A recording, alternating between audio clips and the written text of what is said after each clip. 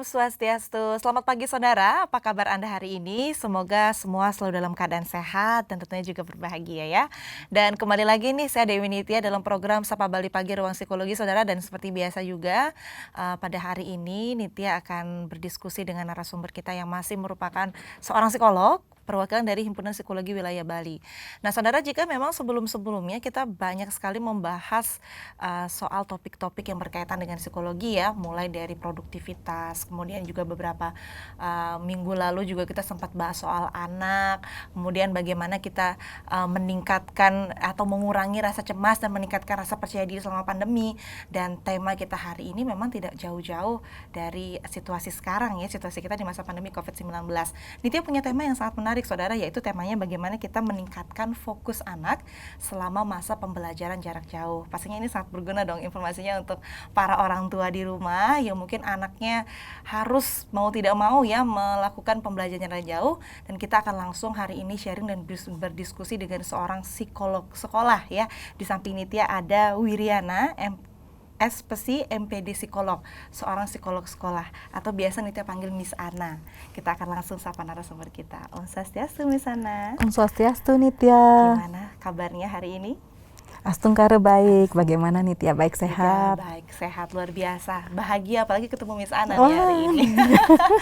Udah, kita bahas anak ya hari ini Miss Ana ya? Iya. Dan tema kita sepertinya sangat ditunggu-tunggu, terutama pada zaman sekarang, untuk orang tua di rumah yang kayaknya lagi pada bingung untuk mendampingi anak-anaknya ini selama masa pembelajaran jarak jauh, terutama gimana caranya supaya anaknya bisa fokus belajar gitu kurang lebih ya saudara. Dan kita akan langsung sharing dengan Miss Ana nih hari ini. Miss Ana, kalau kita ngomongin soal anak-anak, memang jangankan pada saat sekarang ya, zaman pelajaran di rumah.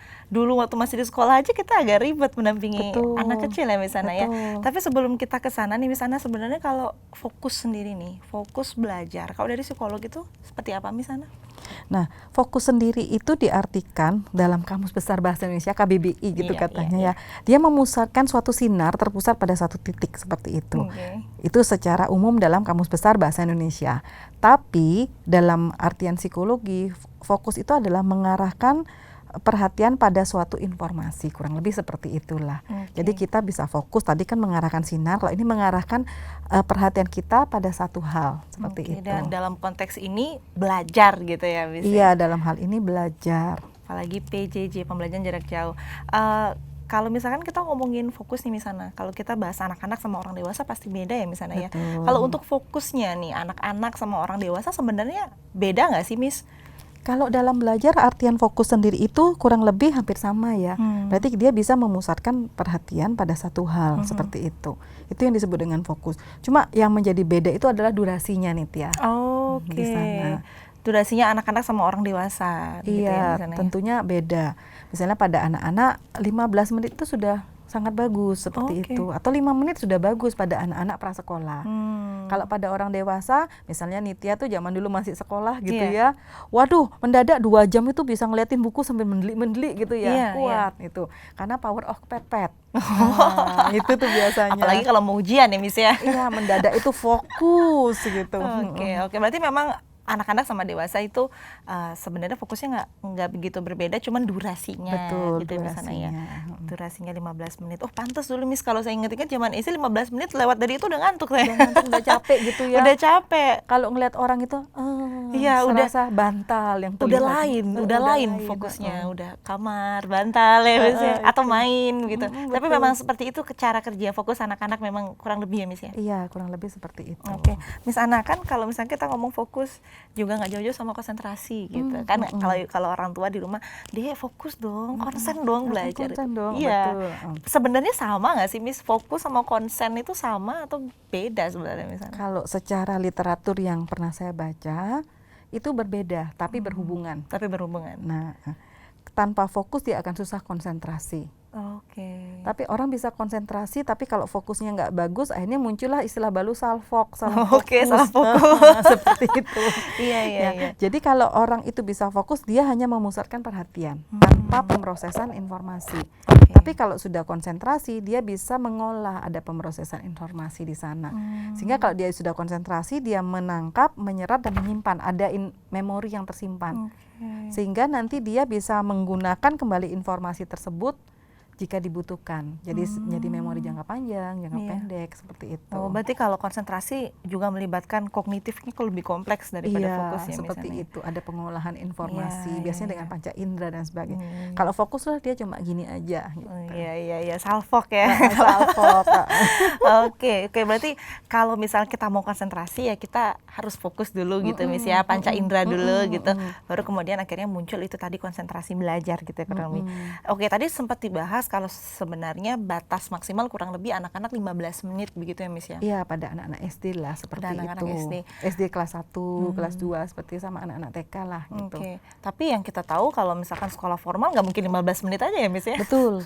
Pada anak-anak itu mereka harus bisa duduk manis dan diam itu kurang lebih 45 menit. Nah, karena betul. satu SKS mereka 45 menit. Iya. Seperti itu. Oke. Nah, itu bisa ditambah. Nah, 15 menit itu adalah waktu minimal yang bisa kita latihkan untuk mereka. Tapi kalau mereka fokusnya bagus, energinya juga bagus, itu bisa sampai 45 menit. Oke. Karena itu sering yang terjadi, kenapa banyak anak itu sekarang pintar tapi jadi troublemaker di kelas.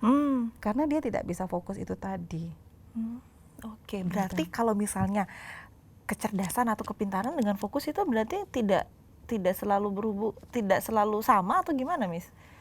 Dia istilahnya berhubungan seperti itu ya. Karena kalau kita lihat kalau kita bicara tentang intelektual, salah satu aspeknya kan konsentrasi. Konsentrasi itu nggak mungkin bisa terolah dengan baik kalau fokusnya jelek. Jadi iya, seperti benar itu. juga ya.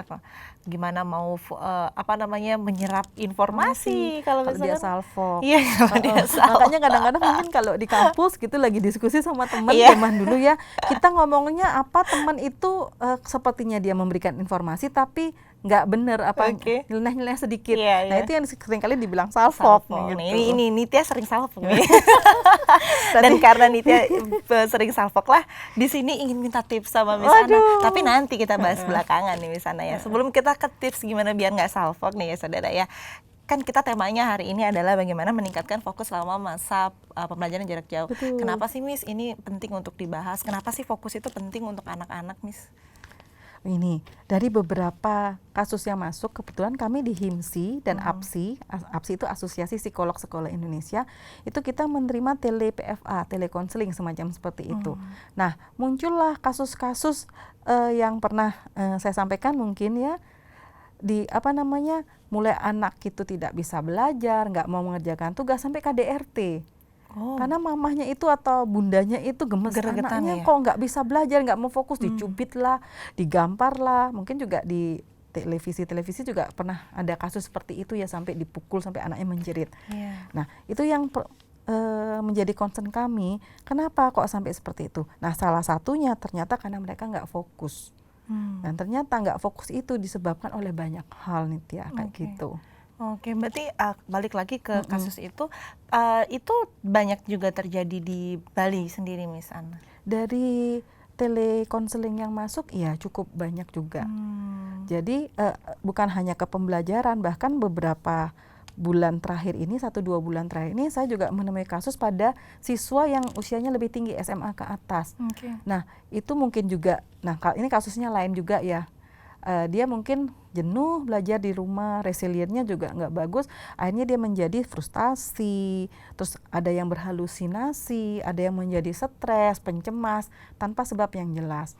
Nah, akhirnya pada beberapa teman atau beberapa klien gitu kita sebut di sini ya, saya sempat melatihkan fokus ini Astungkara, dia menjadi lebih baik sedikit.